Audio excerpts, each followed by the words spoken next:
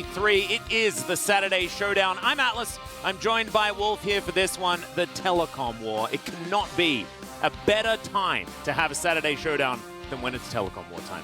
It's a matchup that has extended 20 years back since 2003. It was mentioned on the Space. Yeah. 2 decades of history between these teams across multiple games. But tonight, KT trying to break that T1 winning streak. They're on an 8-series streak. It's been all the way back since 2021 that T1 had the upper hand. We've had some close series, but KT has never been quite able to cross the finish line. Yeah, exactly. It's been a rough one for KT ever since 2018, to be perfectly honest. Yeah. Yes, they were able to win a series in 2021, but it's been so T1 favored ever since what was the dark time of 2018. Let's have a look at the standings, though, to see what this all means, because that's actually a very important point, because KT, of course, they're in that 7-4 zone, you know, the zone that can get you 3rd place or it could get you 6th place.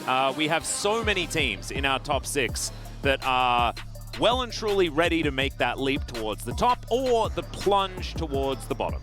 So certainly true. A loss today would drop KT down to 6th place, just above Brion. A win would still, keep them where they are, but it is a very competitive set of teams, as you mentioned, the same scoreline right now. 6-win streak here, a Telecom Derby. KT on an 8-match loss streak against T1 since 21 Spring. We mentioned that specific result. It has been a long time.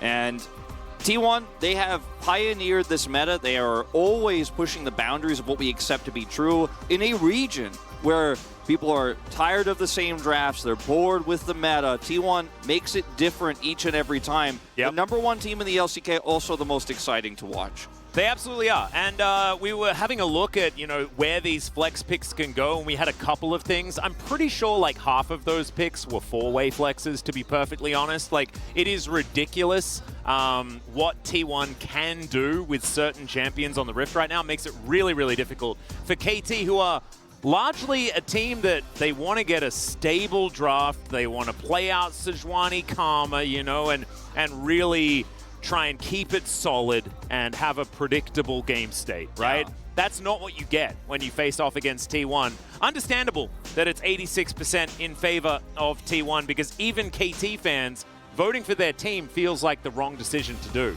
Yeah, it's a tough one to predict here for KT. Valdez, the only one on our team who actually predicted KT to do it. That was, of course, before the collapse against Dallas earlier this week. And taking a look at the early game stats here, T1 has been the best early game team for about 2 years now, but taking a look at what it's like this season, you see that KT has come online much later. Look at the goal difference here at 25 versus 14. It's the aiming angle. It's the scaling 80 carry on Zeri. Most of the time, it's his most played. He's 5-1. He's 6-0 on Ezreal this season. They've relied so much on that Karma pick. So if you can survive that T1 pressure, you can, let maybe a turret go, maybe a Herald goes down, but you can team fight, stop that soul point, stop that soul, get aiming to that late game. That's KT's angle.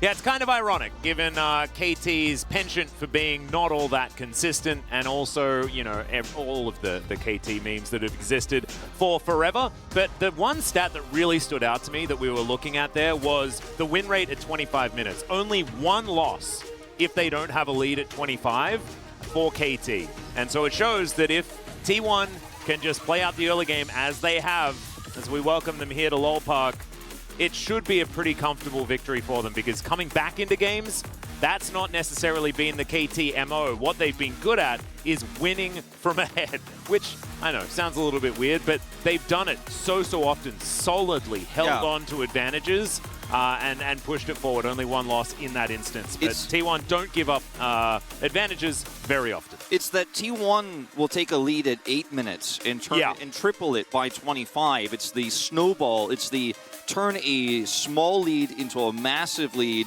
type of playstyle we've seen be so successful for them over the last 3 seasons of play in particular. That's been so problematic. And KT, I mean, this has been their best season in a long time with this roster. It seems unlikely, right? You have these players who have such storied pasts, but it's past, not present, right?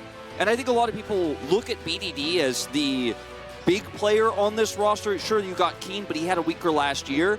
But for me, it's this new generation of KT roster with Lehens leveling up last year and aiming on the bottom side. Yeah. He may become KT roster's new franchise player, an organization that has historically done well with top-tier rosters and top-tier individual players. You think about players like Flash in the past, Nalra, Yellow, Mind, if we're going all the way back to the KTF, Magic, and StarCraft Brood War. You think about players like Zest, you think about players like Stats. This team, this organization has always relied on star power, but it's usually built through the organization, not purchased. And I think that Aiming could be their guy. He could be the future of KT roster. He certainly could. I mean, you say that all of these incredible names, and we don't even mention Score, right? One of the most incredibly storied players in League of Legends history. Now, of course, coaching for Gen G, but he was the heart and soul of KT for so long. Of course, 2018 is that time where we're talking about the KT power, and that was when they were able to actually take consistent telecom wars. And that's the thing, you know, you talk about that 2018 roster, Score was not the purchased power in that roster. No. He was the power that was built He's through the KT. franchise player, exactly. And that's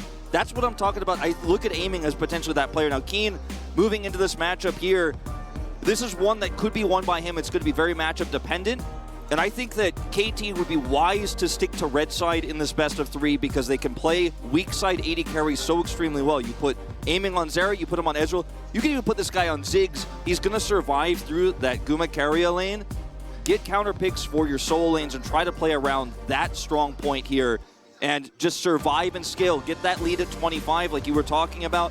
And then that should be the angle KT approached with tonight. Yep, and I think the Keen test definitely upgraded, but the Zeus exam is what's really been the main focus of the LCK for the last couple of years. I think this is a really important matchup for that top side. It's why we highlighted it as our key player matchup. You saw stats looking great on both sides. But Keen's going to have to step up from his performance against Canna in the previous series, right? He was crocodiled. You know, it's a little bit unfortunate in that particular matchup, but Keen really has been, in my opinion, one of these players that has had a resurgence, really found himself. The first time that he's ever moved away from what was the Afrika Freaks when he first started, then Kwangdong. He was their franchise player, and he's now coming over to KT, the team that we've already told you guys is the team of franchise players. It could be the new start here for Keen. He could be that guy for KT instead of floundering on Kwangdong for so long. I think that's the story is T1 will pick blue side here. I think that's the story of the whole top half of the map here, really, for KT. When you think about Keen bouncing between, moving to a new team here, but Cuz and BDD as well, bouncing and finding a lack of success elsewhere. Maybe this is the roster they find that power in. As here we go, game number 1 draft, T1 will have first big priority. A little bit less power on blue side here for T1's crazy counter picks. Yeah, that's what I'm thinking. I actually think that you're right. With KT wanting to sit on that red side for as long as possible, try and deny the amount of flexibility that T1 has.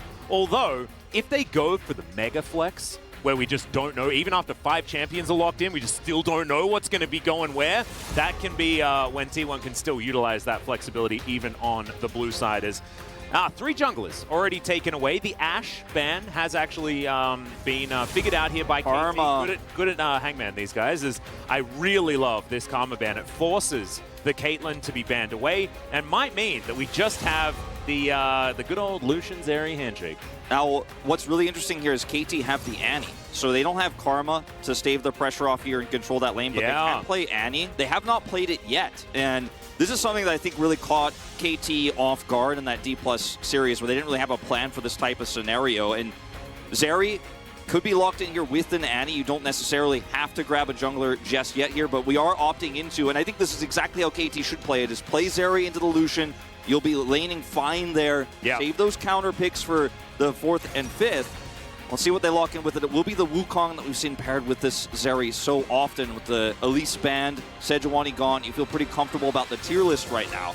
Yeah, I would have really loved to see the Annie pick, but I guess BDD doesn't want to run into the potential Faker counter pick. I mean, these teams may have figured out that Orianna exists, and it can be very difficult to play. BDD and Faker, both of these players, extraordinary Orianna players in the past. So I don't know whether they want to take that risk, as Nami is going to be hovered here. I wonder if T1 will be bold enough to try to play the Lee Sin. You know, you don't have the Elise, but Lee Sin kind of in this meta, the second best thing that you could dive with, and will have a lot more power before Wukong can really come online and defend. Oh, he's doing it. Take the Annie away. Well, now it means that KT have the opportunity to ban away Vi, deny that from Ona. They do now have to lock in the Lulu, otherwise they'll lose it. So you're not able to actually go for any counter pick at this particular point in time because the Lulu is so important. Yeah, I wonder if we'll just see like Lee Sin, Vi bans here, take those away from Owner, and then KT will just see what T1 are going to play here first, because the Annie is face up. You know, this is not going to be flexible with the Nami already locked in. They're actually going to instead put the focus on to Zeus' Jace, which I think is wise. Yeah. Well, that's going to be the first ban. We'll see whether KT actually do decide to ban away a Renekton or go for the R4 just for a little bit of safety there. T1 still making their minds up as far as what these bans are going to look like. Jax taking off the board. Keen, he's 7-0 on this pick, and it is right now in the LCK even blindable at this point in time, so just going to take that one away. So this is thinning out the pool quite a bit. There's the Lee Sin I was talking about, prioritizing it even over the Vi here.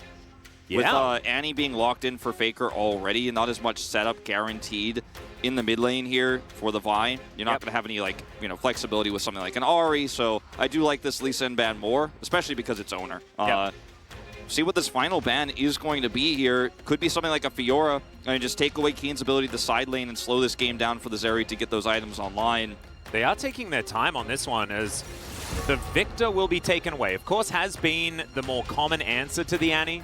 It's not my personal favorite, but that's BDD's Azir, and he's going to lock it in. I don't like this Victor ban that much because, it's strong in the matchup, but it's BDD. He's got the Azir fallback, and it might just be Azir Renekton here for KT now. Could still, of course, consider that Fiora here, but with the Gnar locked in, feeling much better about a Renekton pick. And the Vi feels so obvious with the jungle tier list so thinned out. We'll see if it is going to be that Renekton or if Keen has something special planned. That Fiora kind of second best option for me right now in terms of slowing the game down and getting to a point where we hit that 25-minute mark, Zeri's online, aiming is ready to play the game. I just hope that it's not a Sylas lock-in.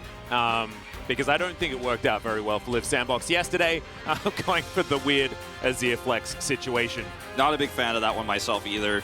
Does he just... Okay, it is the Camille. Okay. I like this. Keen just trying to fight fire with fire here. We've seen it can be very dangerous in the early game. But this is a really fun matchup, right? Because this is Zeus' Gnar. It's a very different Gnar to most of the others. This is what he debuted on. He was extraordinarily powerful on it. Still is to this day. But Keen... he has the late game power now with the Camille. You can survive the laning phase if played well. Yeah. So I think the Keen test and the Zeus exam are looking like they're going to be pretty interesting this game. If you're a fan of either of these top laners, this is going to be an incredible game to watch. And for the bottom side of the map here, Aiming and Lehens, I think, are going to be quite left out to dry here, as BDD needs to get prio here against this Annie pick in mid, and then maybe you can operate around topside. But if you try to play the Camille into Zeus' Gnar alone, because we have seen Camille's beat Gnar in this straight-up 1v1, but if you don't commit resources there and you're hoping you're going to win that, you're trying to make an impact bottom side, I think the map just kind of falls apart for KT so early, because T1 are so good at reading that type of jungle movement and then taking more advantages across the map, trying to even all-in a Camille under turret, for example, something that Zeus is so good at. Yeah. So I think that resources have to be given to Keen, and this is KT trusting that Aiming and Lehens will get it done with the nerfs to Lucian Nami, how great Aiming Zeri has been in the lane. I think that you're trusting here as KT that Cuz can put more of his power through mid and top side and then try to get this Camille ahead, be a guaranteed split push win condition later on. It's a very pretty picture there. Very, very sick. Very, very cool. Oh man, we're just drawing everyone. That was like a Katarina just ganking someone. Kind of cool. But T1, this is pretty cookie cutter draft, right? Like, this is looking at the tier list, picking the champions that are at the top, and KT doing a similar thing, but there is so much KT flavor here, right? There is split push potential, there's late game power, there's all those things that KT's relied upon. It's just whether they can survive to that stage of the game. Let's hop into the Rift, get into game one.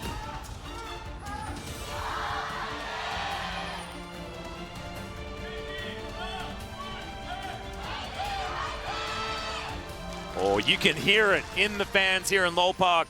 This is a completely packed stadium, of course. It is every night, you know. It is, but it feels denser today because it's the telecom war. Dense is the perfect word. It's so much esports fandom in here. Someone's like, there's 2 people in one seat, you know. Like yeah. Even the laps are full. You know, that's how this one's going. Is Gumayusi, this could be. You don't want game over at level 1. That's not what we don't want that. Yeah, we don't do resets here. You know, this is not a Super Mario 64 speed run. No, it is not. This is not simply. This is the LCK. Okay, Gumayusi is going to be okay. Yep. Lehen's going to poke his head out, sees that Kerry and Gumayusi are coming over here, and looks like we are just going to have regular laning. And good ward here from Faker. Actually, BDD, you know, down on the bottom side of the map, so he gets this one off for free. So we'll be able to tell Cuz is pathing, and this is really important information for Zeus in particular to make sure he's safe up there to try to use the range advantage versus this Camille early. So we see first strike Annie again. Will be the first strike Azir too. Very common. Yep, Scorching in that mid lane, Scorching in the bottom lane as well. It's just Scorches all over the place here. As this, oftentimes we talk about the top lane being completely irrelevant. I think it's going to be very relevant in this game because so much of T1 is going to be relying on whether Zeus finds those angles, whether Zeus and Faker are on the same page. But Keen's control of side lanes is going to be important. And there are some nightmares in my brain that still exist, right? Of Keen playing Fiora and then trying to team fight and things like this. Of course, Camille much better at team fighting, similar to Jax in that regard. But you still need to take control of sides because that's where you have so much extra power.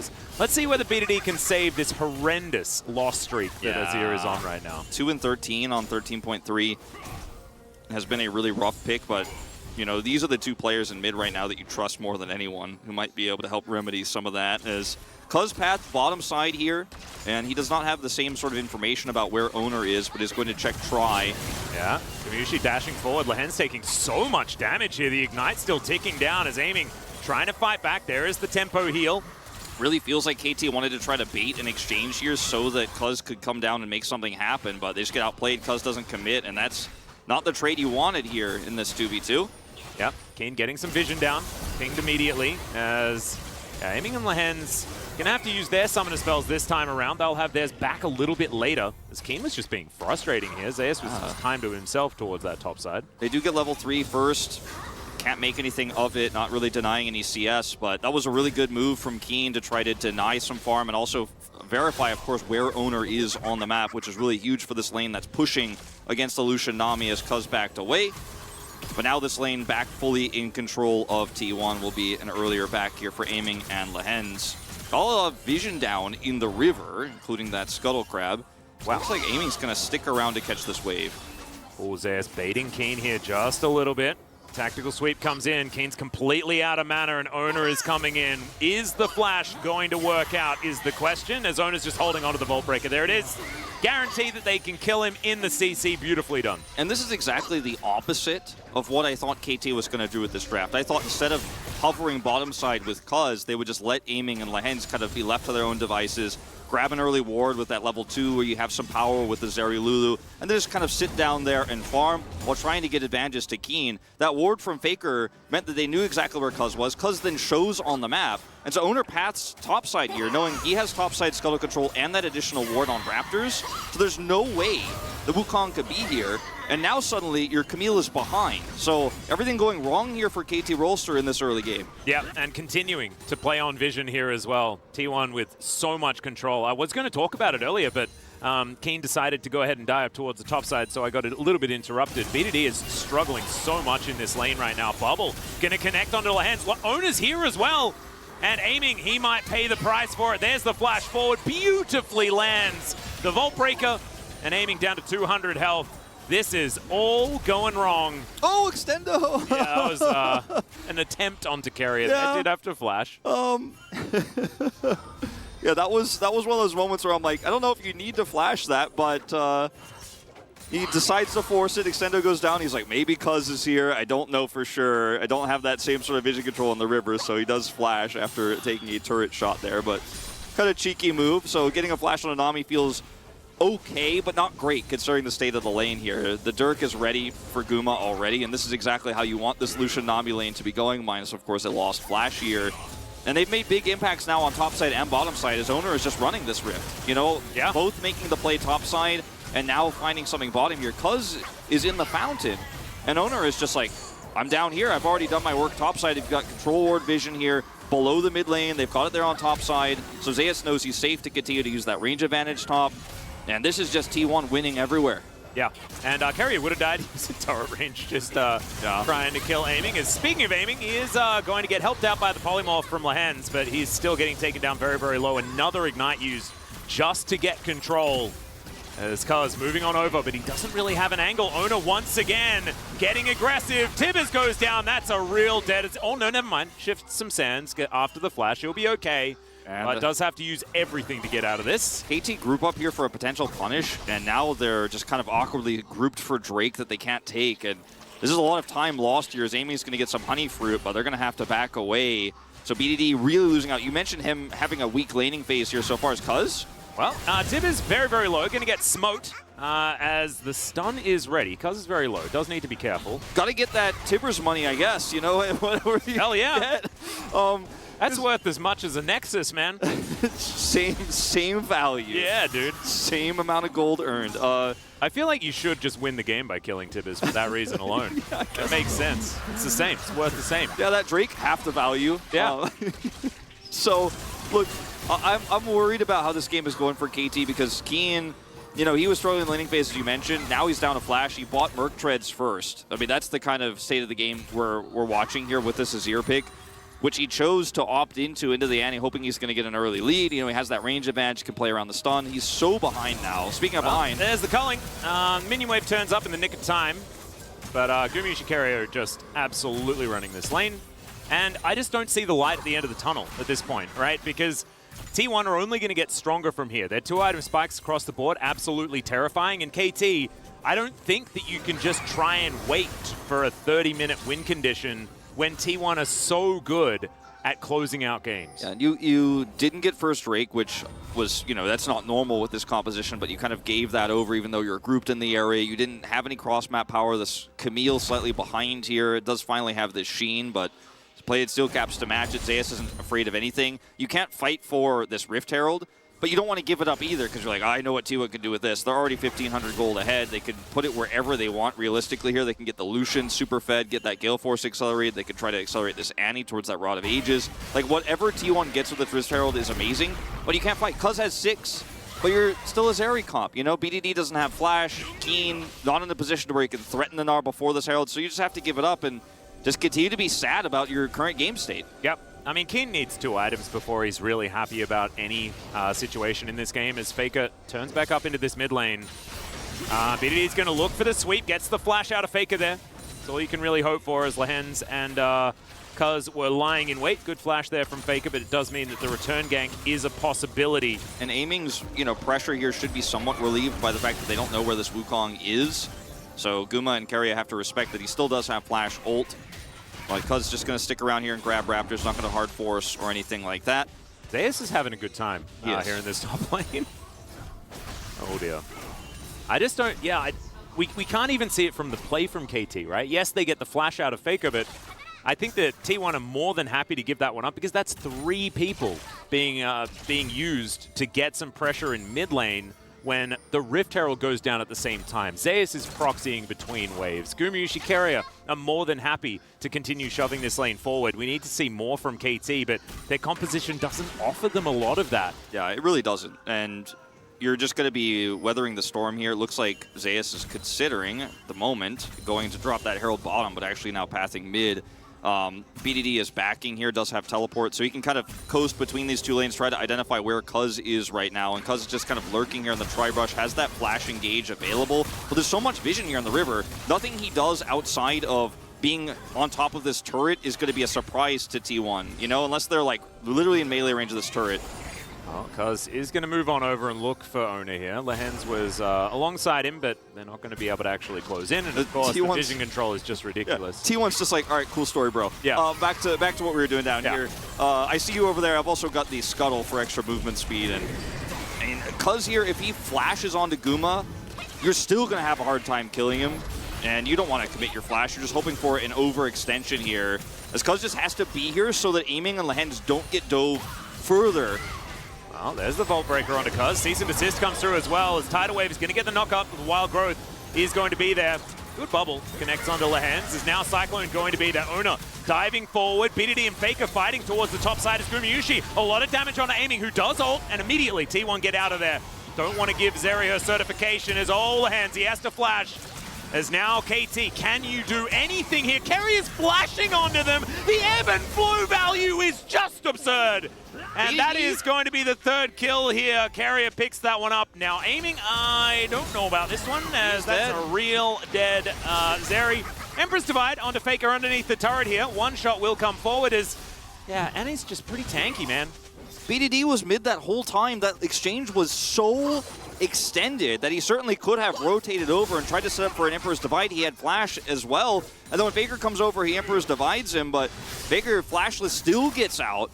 And this has just gone from bad to worse here as Cuz is trying to force a play bottom side instead of helping out his top laner. Like, everything here is disastrous because T1 can dive this turret, right? If Cuz actually isn't here. So he decides, okay, I'm going to come into this exchange. Tidal Wave follow-up hits him. He has Wild Growth, but this fight is already lost. And look at BDD. He just opts out. Faker has no flash. He does, but he's like, I don't think I can turn this, you know? Tibbers is up. He's taking a bad trade. Can't be here.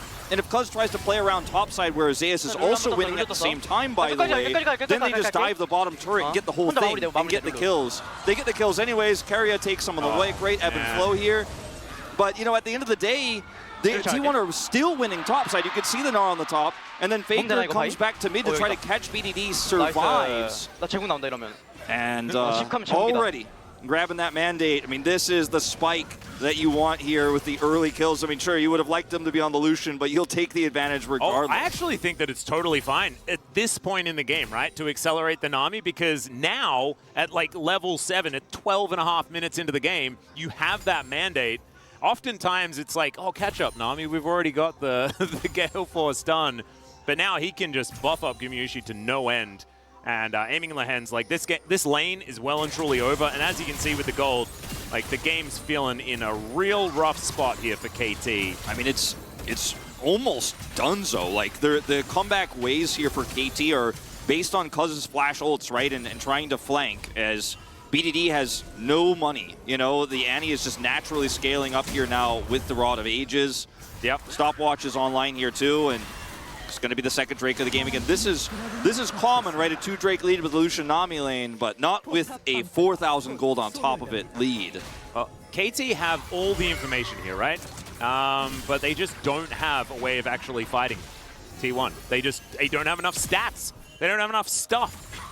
And it's when you have a vision advantage and you actually just can't use it, that's when you know the game is really doomed. Yeah. It's just the fact that Cuz has to camp this to make sure his lane doesn't get destroyed is huge. Okay, Nate's going to Trickster over the wall. Yeah, well, I'm looking forward to seeing Cuz actually manage to do something, right? Because there's the disengage. They do get the tidal wave, but this is Cuz coming through and getting cooldowns. He's got cooldowns a couple of times here in this game, but otherwise... I mean, they will die if he's not here, but he also can't make any plays. Like, he lives in this Tribrush now. That is his domicile. Like, yeah, that is where he dwells. And he's just been here for, like, the last 5 minutes. Like, please don't kill aiming. I need him to scale. I need him to come online. And this means that Keen has no agency topside. He has no assistance here. Zeus is taking red buff, and if Cuz has to be bottom side here, you're losing everywhere. As Keen can't do anything on his own at this moment in time. He's going to at least come over here and contest. Yeah, but too late. Yeah, Zeus is going to be able to pick that one up. Pretty close there for Keen, but not able to get through. And Gumayusi will take down this turret. This game falling apart for KT right before their eyes. As Cuz will come over and at least try to take Second Herald. Second Herald is a consolation prize at best. They're not even going to be able to do that. This is Zeus Gnar power. You know, we haven't really looked at it. Well, I mean, I think it's that, plus it's Ona setting up Zeus for the ability to destroy the lane. Yeah, well, he's just like, well, I will win this on my own, by the way. And you guys, I don't want to see Owner ever. I want you to be bottom side non-stop. I want you to actually be putting the threat on this Zeri, because that's their real win condition. I've already gotten a kill on Keen with your help earlier. So, like, don't come back. Like, just one is fine, and I'm going to be self-sufficient up here. And sometimes you see players like Doran down 1-0, 2-0 as Camille do some crazy all-in and come back, right? And Keen has just not had that agency this game. No. 20 CS down now, in fact, lost a lot of control over this jungle. And now Owner, when they group up, guess what? He's here too. Well, they do know exactly what's going on. There's the Cyclone. Cease and desist comes through as Owner's going to flash immediately. Cuz dives after him, but he's going to take so much damage. Zeus, can you find an Emperor's Divide? Gets rid of him, but it's too late. They trade junglers for now as Aiming and Lahens trying to stand their ground against the T1 bottom lane. A 1-for-1 for the losing side is generally better. Yeah. But it's still not a whole lot. Okay, let's see what Keen can do here as Tactical Sweep does not a whole lot. And yeah, it's just a culling. Baker's coming over with stun prepped, by the way, after pushing 2 waves of minions. Flashes up. Oh, Keen, this is dangerous. He will get away. Get out. Baker just crashed 2 waves of minions into that inner turret on bottom side during that entire fight. He's like, yeah, you guys are maybe going to trade 1-for-1, but we're getting more. Well, Amy's going to try and skate out of this one. There is the wild growth. As BDD's golden under a turret, that's enough. That's a dead BDD on the Azir. And Azir starting to continue to feel real awkward here in the LCK as, yeah, Bear drops on top of the Scissor Legs lady, and it's just, I feel like the game's done. Well, it is done. It's been done for a while, but it's like, it keeps telling me over and over again. T1 keep telling us this game's done, by the way. This game's done, by the way. The game, it's over. This is the kind of game that we don't see in Game 2 from T1. We see it in Game 1, where you show up with a standard draft, you play it out beautifully. It's jungle gap city here. You get the early advantage top side. I think Cuz's pathing is definitely the most suspect part of this game for me, for KT, but it's one small lead for Gnar means we're only playing bottom. We're only playing bottom. Zeri can't play the game. Cuz has to sit in that tri-brush. Oh, this is cute. They actually want the inhib to go down so that they can farm. It's the freak inhibitor where there's a whole 20-minute video about why this is the right move for KT, but we'll see if it gives them some free farm here to try to slow this game down. Watch Faker in the bottom lane while all this is happening, as Cuz has to flash for this, and it's a trade of junglers. But Faker's just pushing waves in. Keen shows up super late, and if this is more coordinated from KT, maybe you get 2 kills here, but it's just so disjointed. And yeah, this is... Sometimes you just get chased down by a mini now. He's got no money. He has no gold. He has to stopwatch here, and he's still doomed. Like, this is a very behind Azir. And then Faker's just like, oh, you're flanking me? I don't even need flash for this. If you're going to walk at me, sure, thank you. And what was the idea there? I mean, it was desperation. He has no ability to turn that fight, even with his Hextech ultimatum. He's just going to die there. It's just desperation here from KT. Like, thank you for the mid inhib. We'll take some free minions in our base. That's where Aiming wants to farm, is in the base. Please. Yeah. Let me farm freely. Just let Zeri scale, please. Oh. And there can be times where like leaving up that inhibitor can work, right? But with the way that the game is accelerating, T1 going to move on over and take a bit of a timeout to secure Soul Point here. Well, this just means 20-minute Baron, right? I mean, it's to get Baron on spawn. Do they have the greatest Baron damage? No, but do they have enough with this mid inhibitor down and KT being in their base? Yeah, they can. I mean, can KT ever walk into their own red side jungle? No. Nope. So it doesn't actually matter. They could take like 2.5 minutes to kill Baron, and KT would still have absolutely no right to be there. Look at the timing of this, too. They get the Soul Point here with 45 seconds until Baron. They have a perfect reset timer. Like, look at everyone on T1. Zeus has teleport, by the way. The only one who doesn't reset, who preps the top wave for extra vision. He can back here if he wants to. He doesn't actually have to. He has Sterix. He can back if he wants, but he doesn't need to. He can teleport over here. Now T1 going to group for this Baron in 30 seconds here. Everything is prepped. Mid is pushed. Bot is pushed. There's defensive vision around the Drake. Not that there was any chance anyone could have contested Owner when he took that Soul Point, but like, there's nothing I can even say like, oh, T1 could have done this a little bit better. No, actually no. No, and also it doesn't matter because whether they could do it better or not is irrelevant because right now they're just cruising, right? At this point, it's like, maybe we should do worse macro so that we can hide our strategy so it's not on the tape, you know? Like, at this point, I think the game kind of wins itself. Yeah, there's the on-spawn Baron. Faker standing on a ward. Doesn't matter, guys. Keen maybe could have pushed for bounty. They're going to contest. Well, Faker is going to go golden. There's a tidal wave, gets a lot of value. Cuz going to go down first here. Cease and desist, I believe, was onto Cuz's clone. Doesn't matter, guys. Keen going to take a fair bit of damage. T1 Still rather low, apart from Zeus, who's just doing a 1v1 battle with the Baron. The Tibbers is actually getting so much damage done. Tibbers is so mad. Look at it. And Baron is going to reset here, but the base is open. I mean, this is the reason why KT can't really contest here is that every time they kind of fight in the neutral like this, T1's getting value elsewhere. So T1 could just be like, all right, so now you're gone, we do it again. And that's exactly what they're going to do. They're going to start this right back up. Don't even care. Teleport available here for Faker as well, and he can bring a full health Tibbers back. He's going to regen back up again. It's like, would you like happy? To contest Baron or still have a Nexus alive? You know, you could choose, KT. Oh, no! Rip. Yeah, they lost it. That is also the Baron going down. And so Faker standing on Vision. He had to use the cooldown for his Zhonya's. And there was a cease and desist used on a clone. Look at this call from Keen. He has the ward here that Faker's on, and he backs before teleporting here. By the time he shows up, fight is already won for T1. And he's super low, obviously, as he gets burned down. And then T1 have to back away for a second, but they just let the minions do their work. And Keen is just so desperately trying to get something done with that TP play. He could have kept pushing bot and got some bounty gold, but are there really any good choices you can make at this point for KT? Not really. I think the good choice would be to think about how you're going to fix it for Game 2. I think that's what the coaching staff is doing as we speak. Yeah. I even think that KT should stop thinking about this game because it's only going to make you tilted moving towards the next one. It's about that done. And we don't like, well, we do often talk about games being not necessarily winnable. You know, in positions like this, but it doesn't feel good to say that a game's over. But this one's just the most done. Yeah, I mean, the observers are like, they just wrote this is done by zooming out. Yeah. It's all over the screen. It's Jonas Strong's tempted to actually just zoom in on the Nexus and wait. That's not true. He would never do that. He wouldn't do that, but he still wants to, but he wouldn't. Yeah. You know, and he's like, I could do that. You could just go, you know, go and take a restroom break real quick. But KT, there is unfortunately, I mean, not even a flank angle here. The Keen has no teleport. BDD has teleport, but he will just be focused if he tries to do anything with his Emperor's Divide. He has no items. Like, he has no damage in this game. No, there's just no tools to actually get anything done. As charging a Vault Breaker here.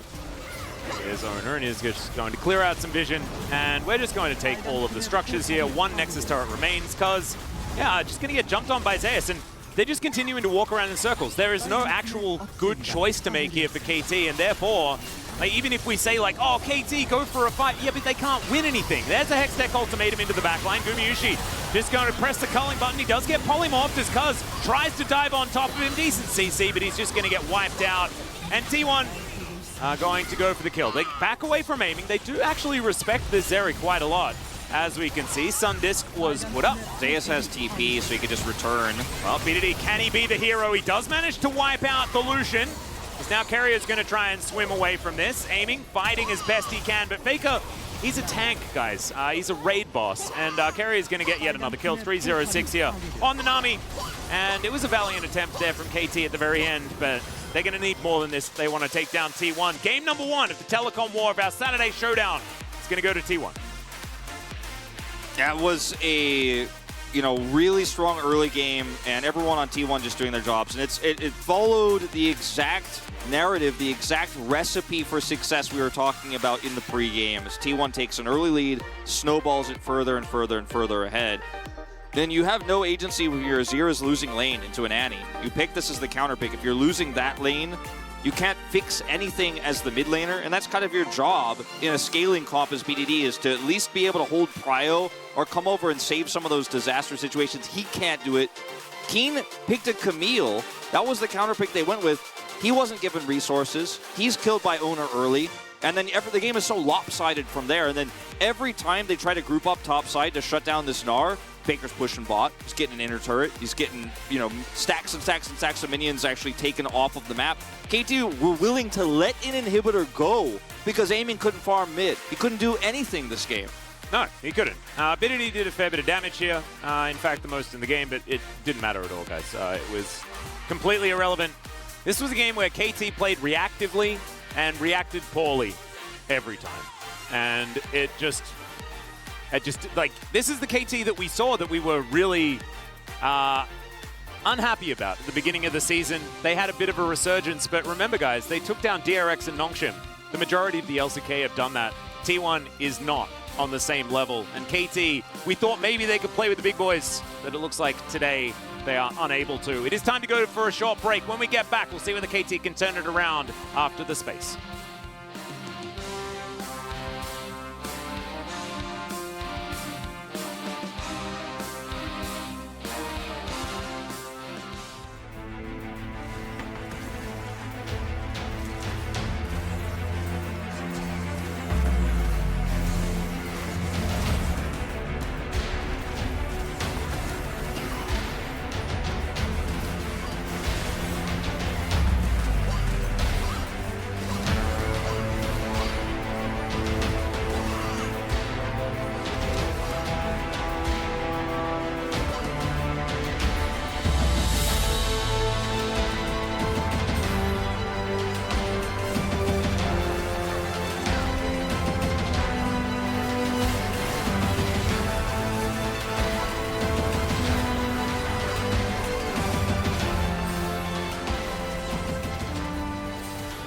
하질 봤어? 제리 궁 박아줬어. 제리 궁 박았어.